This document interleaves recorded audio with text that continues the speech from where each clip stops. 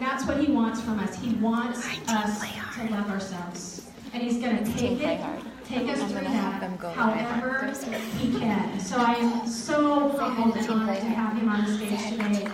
Chris Downey. Say hi to the team. All right, Chris Downey. Let's turn it around.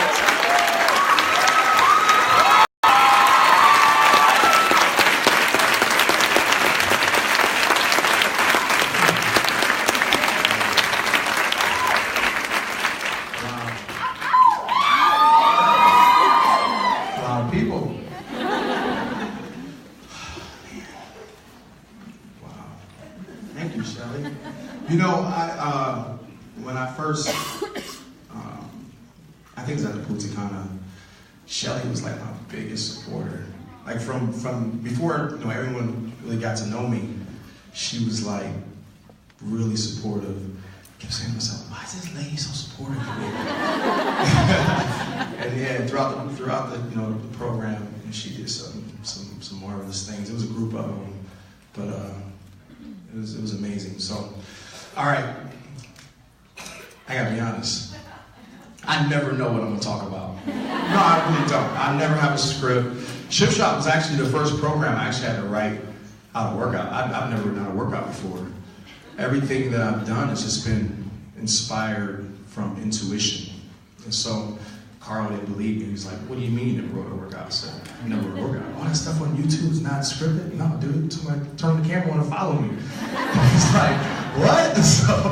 So yeah, Shift Shop was the first program I actually had to write out. So yeah, that was a good challenge for me. So what we're gonna do is, because I don't know what I'm gonna talk about, we'll close our eyes for 1 minute, we'll meditate, and just block out all distractions, and then whatever comes out of my mouth is what's supposed to come out of my mouth. Is that a deal? All right, close your eyes. Just breathe. Block out all distractions. See?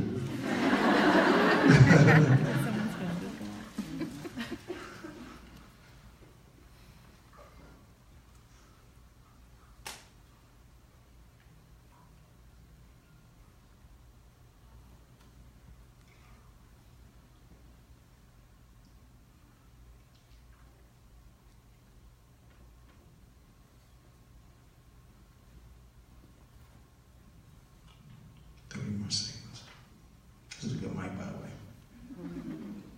See, I'm distracting you. Wasn't supposed to laugh.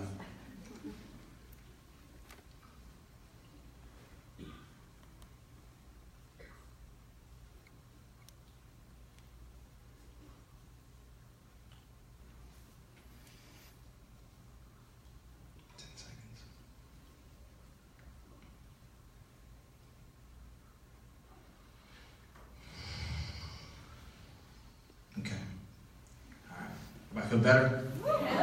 Did you video me the whole time? You were supposed to be meditating, man!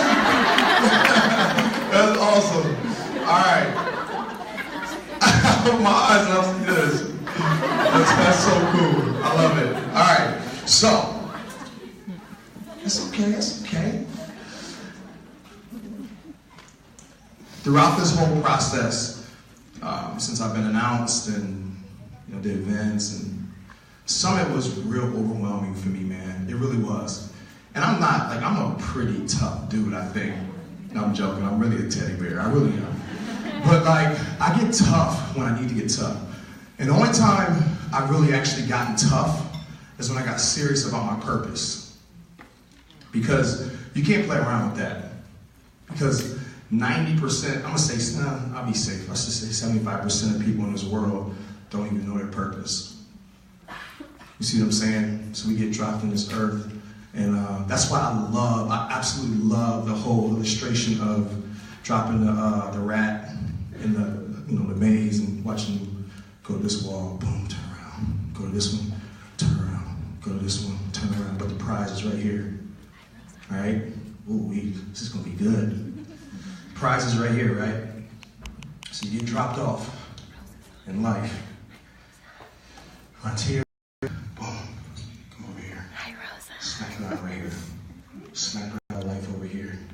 Turn around, go back this way. Smack around over here. all along, the path is just like this, straight. We don't see it because all we see is obstacles. It's an obstacle here, obstacle there. Now you're frustrated over here, so you still won't look forward because you're thinking about how you stuck over here. All right? Then you go here, stuck, forget it, I'm just gonna go back here. So now you drag your trail, going back in the past. Each one of these stops is a situation in your life that hurt you, that broke you. Over here, lost over a loved one, couldn't understand why this happened to this person. Unfortunate circumstances. All right? All along the prize is right here. You got this prize, and everything in this prize is life. It's your purpose, your dreams, your goals, your health, your wealth, your birthright, okay? So it's there. But we just like going through this maze. And part of the reason why we go through the maze is because we really don't know who we are. So over here we go, deal with some stuff, get down, get hurt, go over here. Reminds us of over there. Maybe take a step forward, okay? Still not looking ahead over here.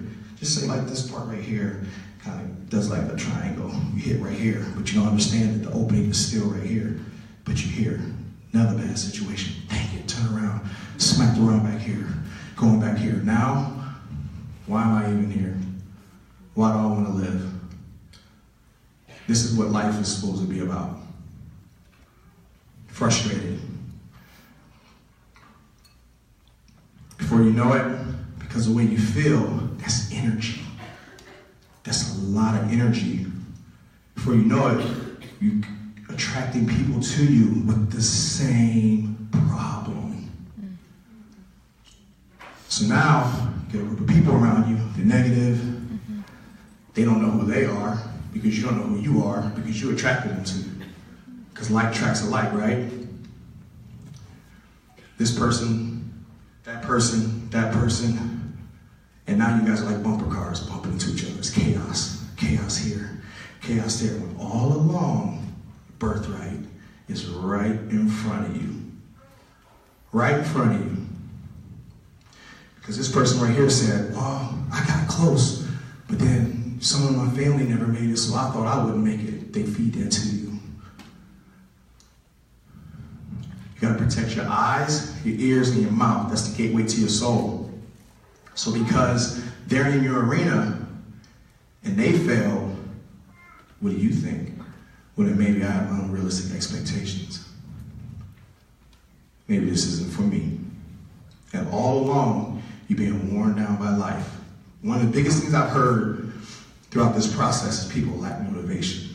And I'm thinking to myself, man, how do you lack motivation? And I get it. It's life. It's life. You've been disappointed. Some of you have been rejected, betrayed, abandoned, hurt, broken. I get it. And it scars you. And it reminds you on a daily basis that it's there. And you just can't navigate through life to get to that birthright. All because you don't know who you are. So Shelly said earlier about nutrition. You're not struggling with nutrition. You're not struggling with working out. Your coaching business isn't even struggling. There's nothing wrong with you. You just don't know who you are. I said it yesterday in Denver. You sign your name on documents all the time, right?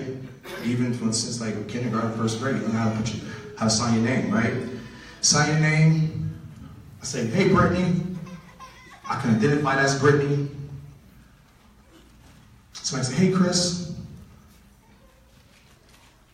Explain to me how you can sign your name on documents upon documents for years. Loved ones, friends call you by your name and you still don't know who you are. That's heavy. You're like, what do you mean I don't know who I am? I know who I am. No, no you don't. Because if you knew who you were, you wouldn't be depressed. You wouldn't have anxiety, you wouldn't have fear, you wouldn't have worry.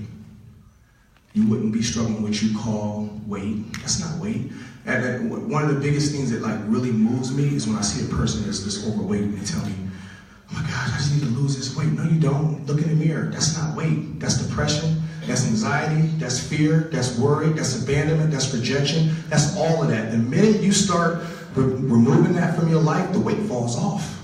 You're just blinded. You think it's the weight. No. It's the root that brought that stuff that's residing in you. Explain to me how when a person is depressed, they also have anxiety. Because depression and anxiety complement each other. Right? And then what happens? They call their cousin fear. Right? Then they call their cousin worry. Right? Then they call their cousin low self-esteem. So you got a whole bunch of them living inside you. And when you look in the mirror, that's all you see. You don't see the real you. You don't see what you was created to be. There's a person in this world that was birthed that overweight. Something happened. There's a why connected to that. Why are you that way? And it hurts my feelings because I see it so much, and I see people ridicule, I see people judge them, and I'm like, why you can't judge that? You don't know their why. So you give them a program. Okay, let's do Shift Shop. Do Shift Shop. The person loses 20 pounds, 30 pounds, 40 pounds, 50 pounds. They go 6 rounds, 8 rounds, 10 rounds, 12 rounds. They lose 40 pounds. All of a sudden, they feel good, look good. They're done with Shift Shop, have a wedding, maybe a bachelorette party or a bachelor party, graduation, and all of a sudden the weight came right back. Like, I lost all this weight. How in the world did I gain it back? That's because we dealt with the wrong thing. We didn't deal with the why. You dealt with what you thought was weight. That's why it keeps coming back. Because you don't know who you are. Does that make sense? So, I'm saying all that to say this. I'm going to tell you right now, and I've been really meditating on this. I'm going to tell you how to take your coaching business to the next level. Watch. I promise you right now. I'm going to just golden nugget. Let me give it to you. Fresh off the press. Straight up. Because I needed to know. I need to know, why are they struggling? Because the businesses aren't struggling. You're not overweight. You got stuff. You got stuff. You don't know who you are. So I'm going to tell you right now, this is how you're going to thrive your business. You're going to focus on mindset and not programs. Let me explain to you. The program, I'm going to take the backtrack. Every person in this world, the DJ, photographers, everyone here, the babies, you're a brand. Write that down. I'm going to take you somewhere with this one. And it's going to connect you right to this birthright. You're a brand. You know what a brand is? A brand is valuable. Professional athletes aren't the only ones that have brands. They're the ones that's glorified as having brands. But each and every human being in this world is a brand because you have a name. How many of you use Pantene for shampoo? I don't know if that's the popular one I have here. Work with me. How many of you use Pantene? Trying to bring you in a little bit. So you use Pantene, right? So you go to the store, you're looking for Pantene, right? You go to Target, you get the Pantene, you bought Pantene. Pantene is a brand. I'm taking it another step further. Each and every person in this room is a brand. Everywhere you go, you wear that brand. Everywhere I go, I don't wear Shift Shop. I got my own clothing line. It's called Team Downing. I don't wear that. But I wear Chris Downing every single day. If I'm in a suit, if I'm in jeans, if I'm in workout clothes. Shift Shop is just the avenue in which I express my brand. See, you guys aren't attracted, or you're not attracted to Shift Shop. You're attracted to the emotions that I put in Shift Shop. You see what I'm saying? Shift Shop is just an avenue in which I can touch you. Public speaking is just another avenue in which I can touch you. Writing a book is another avenue I can touch you. But it's all from the root, which is my brand, Chris Downing. But I don't know I have a brand if I don't know who I am. I don't know who I am if I don't know what I'm entitled to. That makes sense to you? So everywhere I go, I'm taking Chris Downing with me. On a sign of hands right now, how many people throughout the course of a day think about their identity? Oh, you cheater. They was on the live call. They got it. Seriously. You cheater. All right. Throughout the course of the day, you think about your identity of who you are. You sure about that? 100%? Nice. So your brand. People aren't buying Shift Shop, they're buying Chris Downing. It's the truth. Science is true. You're not buying 21 Day Fix, you buy an Autumn. 21 Day Fix is the way she expressed her gift, her genius. You're not buying Insanity, you're buying Shanti. Seriously. So my point is, you want your team to grow? You want your team to grow? You gotta find out who you are. Because look, when you find out who you are, you know where you're going. When you know where you're going, you attract people to you that don't know where they're going, and you gotta lead them. You gotta lead them to the promised land. And what happens is you nurture them, you develop them, you mentor them, and they go out and they go teach people the same stuff that you taught them. And their team grows. But guess what else happens? And you grow. So this isn't about programs, guys. This is about, first and foremost, finding out who you are. You see what I'm saying? How many of you have heard me talk about this letter that I wrote to myself? Okay. Oh, you guys are blind. Where you been? So I'm gonna backtrack just so I can bring it home for you. 3 years ago, I got in trouble. I got a drug conviction over a situation that it wasn't even mine. I took the rap for something that wasn't mine. I'll just tell you a little bit of the story just so you can get the whole picture and what I went through. I had somebody deliver 10 pounds of marijuana to an address that was across the hall from my son's mother, who were split up at the time for 8 months. The apartment was vacant. The guy who had it sent, told the person that my son's mom lived across the hallway. Because the guy was like, I don't want to send this to a vacant, well, I got the story later, but I don't want to send this to a vacant apartment, because UPS finds out they don't live there, they're not going to deliver it. Who lives across the hall? Chris's baby's mom, told her name. Didn't think nothing of it. She's in the process of moving back to my house. Day before, I'm at her house, packing up, helping her pack up some stuff. See the police ride by. Don't think nothing of it. My car's in the garage. My car's in the driveway. I'm extremely popular in my town. How many of you guys been to a Portland Trail Blazers game? Okay. I'm CJ McCullum's trainer. I train CJ. CJ, we're from the same town. I train CJ when he comes back to Ohio. So,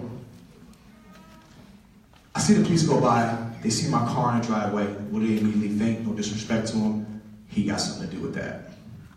Why is he at that address? That's Chris Downing. Why is he at that address? All right. Next day, I'm over there. Package arrives. I never physically touched the package. I look at the package on the porch, has my son's mom's name on it, and I asked her, did you order something? She said, no, I didn't order anything. Never touched the package. Next thing you know, whoop, Chris, come here. I'm like a deer with headlights. What's going on? Empty your pockets. Took my pockets, took my cell phones. You know what's in that box? No, I really don't. I was just asking her. Pull her to the side. Chris, a drug dealer. She laughed at him. She laughed at him. She's like, yeah, right. Dude works 80, 90 hours a week. There's no way. You know there's drugs in that box? No, there's not. No. They took my phone, searched my phone. Not one trace of drug activity on my phone. No trace to UPS. No trace to a tracking number. Nothing. Pull us back together. Somebody's got to go down for this package. The person that was supposed to get the package wasn't there. But it's in my son's mom's name. Someone's got to go down for this package. And unfortunately, because we can't find any trace on you, ma'am, it's your package. Your name's on it. I said, whoa, wait a minute. Wait a minute. She gonna get in trouble for this? Her name's on it. We don't know whose it is. It's in her name. I sat there. I said, okay, sir, listen. If I say it's mine, will she get in trouble? No, not if you confess in short, then it's mine. There's no way in this world, I was like, my son's mom get in trouble over something she had nothing to do with, I had nothing to do with. And I didn't know the whirlwind that was waiting on me from that decision. But to me, it was worth it. I got arrested, first time I've ever been in trouble in my life. Take me to jail, book me to jail. Narcotics agent says, dude, out of the many cases, something ain't right about this case. There's no traces to you to this package. I don't know what's going on, but you need to start speaking. It's my package. He said, I'm gonna try to get you out in the signature because of who you are. I'm gonna make this a big deal. His boss says, nope, he's a public figure booking. Next day, I'm in the paper. Chaos, world goes crazy, whole town goes nuts. He's a menace to society, he needs to be under the jail, I hope he never gets out. He's around our kids, this is a shame, no wonder how he can fund those businesses. I knew it was something, there's no way a person could be a trainer and be that successful, yada, yada, yada, yada, yada. All right? At the time I had an 18-year-old daughter. She's like, Dad, tell the truth. Tell him this is not your package, it's too late, sweetheart. I already said it was mine. Me and my daughter are bucking. We're bucking. She wants me to tell the truth, but I can't, because I said it was my package. And even if the person, and here's the cool thing, the person whose package it was did come forward, and he wanted to go to the police and say it was his, but they would have never believed me because of who I am. So just forget about it. I got to eat this one. So a month after this situation happens, my daughter looks at me, she said, what are we going to do, Dad? I said, we got one choice. We got to rise above this. I don't know how we're going to do it, but we got to rise above it. Because if I stay in the midst of it, I'm going to go crazy. Well, you can't be out busting off, going right back out in the public like I was before I did this because that's who I am. I ain't got nothing to hide.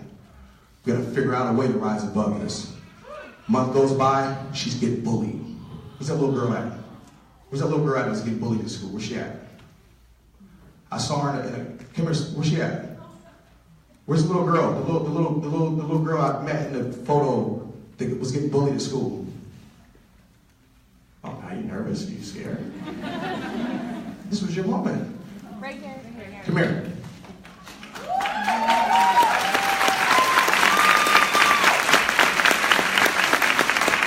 Is there any other little kids in here that gets bullied? All right, sit there, baby doll. Sit right there. So my daughter's getting bullied. Oh, your dad. First of all, my daughter's a daddy's girl, Dad, so she's real protective. Your dad is, he's a drug dealer. That's why you drive that car. That's why you guys live in that house. Blah, blah, blah, blah, blah, blah, blah, blah, blah. And I'm gonna do whatever I can to make sure he never gets out of jail. You know, just threats and bullying. So this is what happened. On the phones, there's this app that you can choose a phone number, pay for it, and I can call you. You can't call me, we can text back and forth. She's getting messages, don't know who it is. I'm gonna send drugs to your house, make sure your dad gets in more trouble. She's freaking out, mentally disturbed. I'm literally watching my child lose her mind over being bullied, right? I'm gonna play drugs in your car to school, freaking out.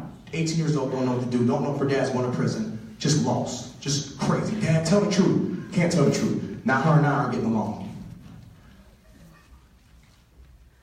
And the rule at my house, the rule is whenever you leave for the weekend, you have to do laundry done. Sunday, everybody does laundry.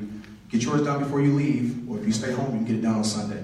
Came home, washers on, dryers on, no Raven. So I'm waiting. I thought she went to Starbucks or something. 45 minutes goes by. Hey, can you guys switch your laundry? I'll do it Sunday. I'm at grandma's. Oh, no, that's not the rule. You need to come back here and do your laundry. Then you can go back to your grandma. I'm not coming back there. I don't feel safe there. I just don't feel safe there, Dad. I'm not coming. Oh, now you're talking back. Okay. All right. Well, you got 20 minutes to get back here. 20 minutes goes by, no Raven. 30 minutes, 40 minutes, no Raven. Okay, no problem. Call her back. When you coming? I'm not coming. Okay, now I'm coming to get the car. I'm coming to get the car. You don't punish me. Daughter, 4.0 student, goes to Rite Aid, buys a bottle of extra strength Tylenol, goes back to her grandma's, starts the bath water, because she's being bullied, turns on the radio. My kid don't take baths, she takes showers. She don't like sitting in her dirt. She's always been like that. She's always been like that. She's taking a bath today, though.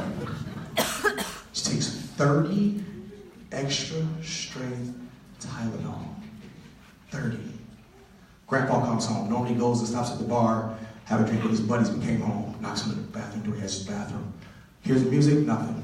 Goes downstairs and asks his wife, how long has she been in the bathroom? Because I gotta go to the bathroom. We only have one bathroom. Grandma says, she's been up there for a while. He said, she doesn't take baths.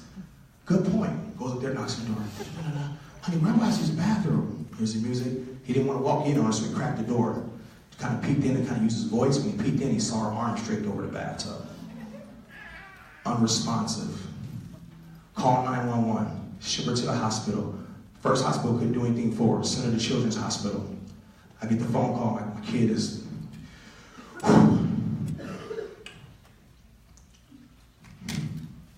Get the call. My kid might not make it. Right? So... I get up to the hospital, they don't want me around her. I'm a drug dealer. They already prepped them. They got nurses watching me around my kid. My kid's on life support, ICU for 4 days. Child services come. Look what you created. Look what you caused. You're supposed to be an influence in this community. Now your daughter's fighting for her life, all because of a decision you made.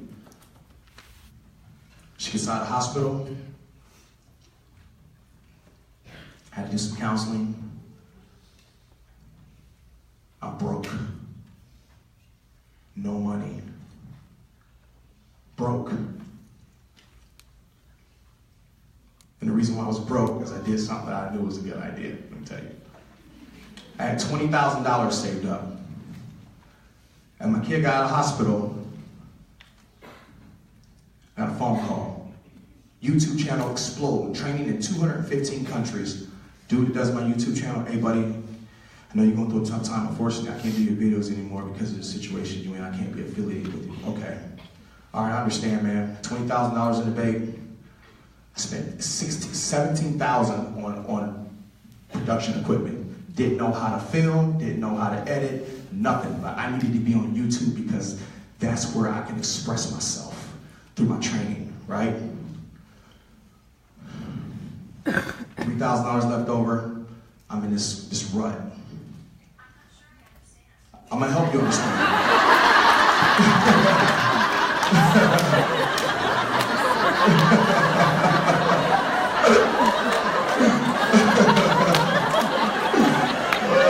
See how you just gotta be able to respond? Boom!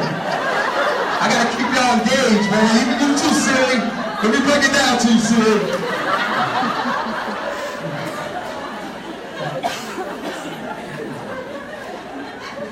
So I'm in a situation, kids in therapy, I have no money, gyms are failing, I lost all my high school teams, lost everything as far as that. I still have my gyms, but I lost all my clients.